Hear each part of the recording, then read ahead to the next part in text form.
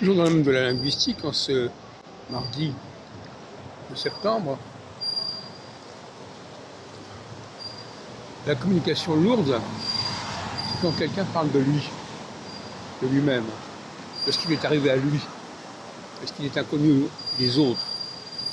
Là, il crée une situation d'infériorité. Et les gens qui, lui, il sait des choses qu'il sait, qui valent ce qu'elles valent. Mais les autres ne le savent pas. Donc on va l'interroger, on va lui poser des questions, on va l'écouter raconter son histoire.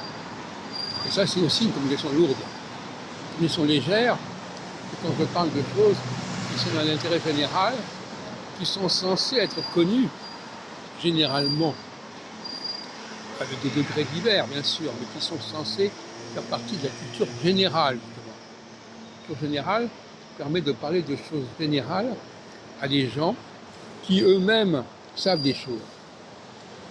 À l'opposé, quelqu'un qui a une culture particulière, singulière, eh bien finalement, il ne peut pas partager, si ce n'est en transmettant ce qui lui est arrivé à lui, et les autres n'ont qu'à écouter et à apprendre ce qu'il a à dire, ce qui est à mon avis une communication lourde. Donc voyez-vous, il y a plusieurs niveaux de communication, comme vous l'avez probablement compris, et le je-moi, le moi-je, le mon,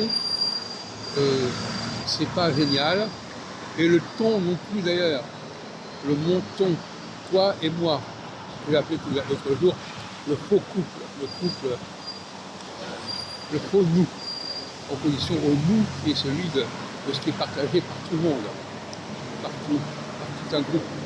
Là c'est un nous inventé de toutes pièces, qui ne correspond à aucune réalité sociologique valable et qui va s'imposer dans une communication, dans une conversation.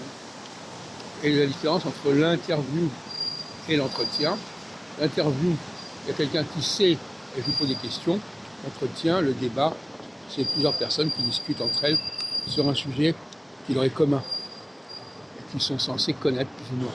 Alors évidemment, dans ce domaine-là, je sais qu'une meilleure connaissance des problèmes que d'autres, ça c'est normal, mais c'est pas du tout la même chose que quelqu'un qui parle de ce qui lui est arrivé et de ce qui lui est personnel.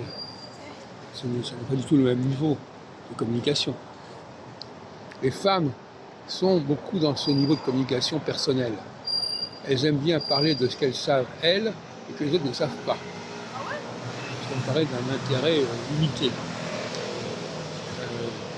Mais il est vrai que tout ce qu'elles ne savent pas, la culture générale, c'est quelque chose qui leur échappe en grande partie. La connaissance générale des phénomènes leur échappe en partie.